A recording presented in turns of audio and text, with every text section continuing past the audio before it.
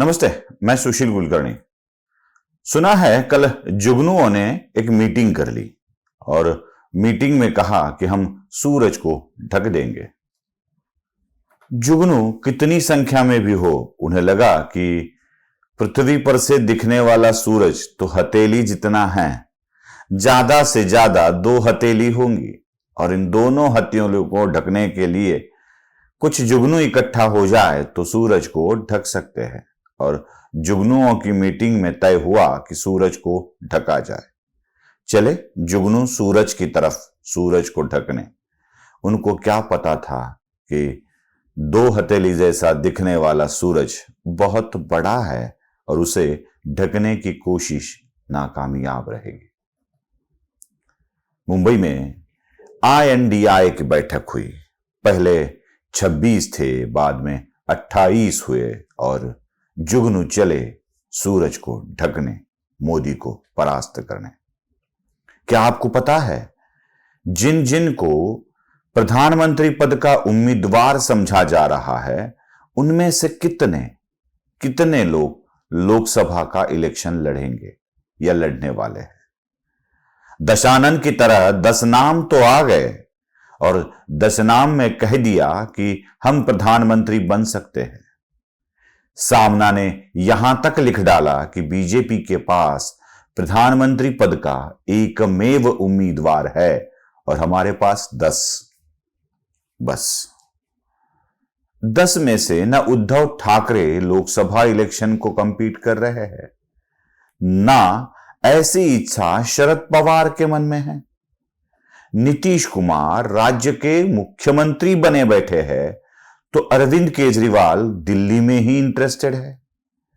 कोई भी प्रधानमंत्री पद का उम्मीदवार लोकसभा का इलेक्शन लड़ने वाला नहीं है और फिर भी चले हैं देश का प्रधानमंत्री बनने। एक अकेले राहुल जो लोकसभा इलेक्शन 2 जगह से लड़ते हैं और एक जगह से परास्त भी होते हैं। न जाने अब राहुल कौन सी कॉन्स्टिट्यूंसी का चुनाव करेंगे। जहां से लड़ेंगे वहां से चुनकर आएंगे क्या? चलो छोड़ दीजिए, कुछ रंजक बातें और भी है। नीतीश कुमार का नाम चुनाव के लिए आ तो रहा है, मतलब नीतीश कुमार चुनाव लड़ने की बात तो कर रहे हैं, लड़वाने की बात हो रही है। अब नीतीश को यह पता है कि प्रधानमंत्री पद का उम्मीदवार करने के बहाने नीतीश कुमार को बिहार की राजनीति से दूर किया जाएगा और लालू प्रसाद के बेटे का CM बनने का मार्ग प्रशस्त किया जाएगा। मतलब जो कुछ मिला है वो भी हाथ से निकल जाएगा और नीतीश कुमार न मुख्यमंत्री रहेंगे न प्रधानमंत्री बन पाएंगे। इसी बहाने एक दूसरे का गेम करने की कोशिश चल ही रही है। सुना है उद्धव ठाकरे का भाषण सुनने के लिए कुछ नेता उपस्थित भी नहीं रहे थे। सुना है ममता बनर्जी बड़े नाराज होकर चली गई। रक्षाबंधन करने तो गई थी, लेकिन रक्षाबंधन के बाद ममता बनर्जी निकल गई। शायद ममता बनर्जी को पता नहीं होगा, उद्धव ठाकरे की कलाई पर धागा बांधने की रीत मातोश्री पर नहीं चलती है, बल्कि उद्धव ठाकरे ही मातोश्री पर आए लोगों को एक धागा बांधते हैं, जिसे शिवबंधन कहा जाता है। आजकल लोग उसे शिवगंडन कहने लगे हैं। धागा बांधने का मतलब पता है, रक्षा सूत्र का पता है आपको। एक तो रक्षा सूत्र राजा के हाथ में बांधा जाता है और मंत्र बोला जाता है, येन बद्धो बलि राजा दानवेंद्रो महाबली। मतलब मेरे चल अचल संपत्ति का या सारी चीजों का रक्षण करने की हे राजा तुम्हारी जिम्मेवारी है। अब राजा के हाथ में या भाई के हाथ में राखी बांधकर रक्षण करने की जिम्मेदारी उसको दी जाती है या उसको याद दिलाया जाता है कि तुम ही हो जिनके सहारे हम यहां पर सुरक्षित महसूस करते हैं। अब मातोश्री पर जाकर रक्षा सूत्र बांधने वाली ममता बनर्जी उद्धव से अपेक्षा करती है तो बता दूं, उद्धव ही अपने शिव सैनिकों के हाथों पर शिवबंधन बांधकर उन्हीं को रक्षा करने की गुहार लगाते हैं। मेरे पास कुछ भी नहीं है, सत्ता नहीं है, पद नहीं है, देने लायक कुछ भी नहीं है, कुछ देना है तो मुझे ही दे दो, सत्ता दे दो, शिवसेना के हाथ में सत्ता दे दो। यही बात उद्धव ठाकरे मांगते रहते हैं। रक्षा सूत्र उद्धव ठाकरे बांधते हैं और रक्षा की जिम्मेदारी उन्हीं के सैनिकों को बहाल करते हैं। चले हैं जुगनू सूरज को ढकने। जिनको खुद की रक्षा करने की हिम्मत नहीं है, वो प्रधानमंत्री नरेंद्र मोदी को परास्त करने चले हैं। कर सकते हैं, कोई दिक्कत नहीं है, लेकिन उनको इकट्ठा होना चाहिए। एक दूसरे को बड़ा करने की इच्छा होनी चाहिए। याद है आपको, राहुल गांधी जब आए थे तो एनसीपी के कार्यकर्ता राहुल गांधी के साथ तस्वीर खींचने के लिए होड़ लगी हुई थी, एक दूसरे को धकेल धकेल कर तस्वीर खींचने का काम करते थे। अब एक महिला कार्यकर्ता है जो अनाप शनाप तरीके से भाषण करती है, वो भी राहुल गांधी के साथ तस्वीर खींचने की होड़ में लगी हुई थी, कार्यकर्ता एनसीपी की। लेकिन सुप्रिया सुळे ने यह देखा और अपनी ही कार्यकर्ता का हाथ पकड़कर राहुल गांधी से दूर कर दिया। जो अपने ही कार्यकर्ता को तस्वीर खींचने का मौका नहीं देते हैं, क्या कहे उनको। अपने ही पार्टी के लोगों को दूसरी पार्टी के नेताओं के, मित्र पार्टी के, दूसरी पार्टी के मतलब कहीं भारतीय जनता पार्टी के नेताओं के साथ, शिंदे के पार्टी के नेताओं के साथ तस्वीर नहीं खींच रही थी वो महिला कार्यकर्ता। अपनी ही पार्टी की कार्यकर्ता जो इनके लिए सारे जमाने का विरोध अपने ऊपर लेती है।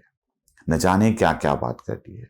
यहां तक आदित्य ठाकरे को भी उसने पेंगुइन बोल डाला था। उसी कार्यकर्ता को एक तस्वीर लेने नहीं देती सुप्रिया सुळे। कितनी डरी हुई है। क्या यही महिलाओं का सम्मान है? वीडियो देखना चाहते हैं सुप्रिया का तो वही वीडियो मैं आपको दिखा रहा हूं, देख लीजिए।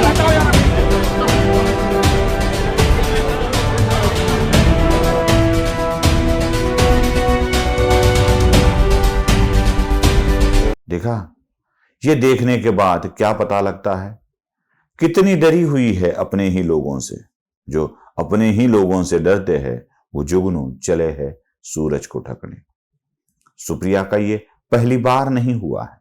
इससे पहले ही सोनिया दुहन नाम की एक लड़की जब राहुल गांधी से मिलने गई थी और शरद पवार खुद उसकी पहचान करा रहे थे राहुल गांधी से, तब सुप्रिया सुळे की फोटो खींची गई थी तो उनका हाथ, उनके चेहरे के भाव बड़े प्यारे दिखाई दे रहे थे।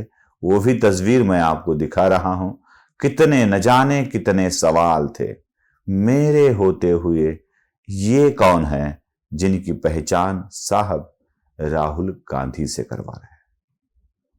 अपने ही लोगों पर इतनी शंकाएं, इतना डर अपने ही लोगों से, और चले हैं नरेंद्र मोदी को परास्त करने।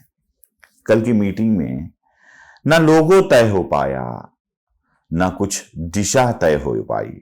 हमारे एक ज्येष्ठ विश्लेषक है जो हमारे लिए गुरु समान है, भाऊ तोरसेकर, वो हमेशा कहते थे एनडीए की मीटिंग में क्या होता है, इंडिया की मीटिंग में क्या होता है। तो इंडिया की मीटिंग में यह होता है कि आज बैठ जाते हैं और तय करते हैं फिर कब बैठना है। मतलब बस बैठने वाली बातें करने वाली ये इंडिया की मीटिंग खड़ा होने का नाम ही नहीं लेती है। और खड़ा हो भी जाए तो लड़खड़ा जाते हैं कुछ लोग, जिसकी तस्वीर भी वायरल हो चुकी है। कैसे लड़खड़ा गए थे अरविंद केजरीवाल, ये दुनिया ने देखा है। अपने अगर स्टेप की जानकारी ना रहे, उसका जो अपनी पायदान कौन सा है इसके मन में ये ना रहे तो क्या होता है, ये हमने भी देख लिया है। चले है जुगनू सूरज को ढकने। क्या ये जुगनू सूरज को ढक पाएंगे?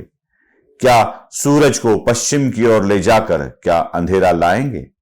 क्या अंधेरा कायम रहे वाला शक्तिमान वाला वह वाक्य जो तमराज किल्विश का था, क्या ये सच कर पाएंगे? देखते हैं। अभी बहुत समय नहीं लगने वाला है, बस कुछ महीनों की बात है। नमस्ते।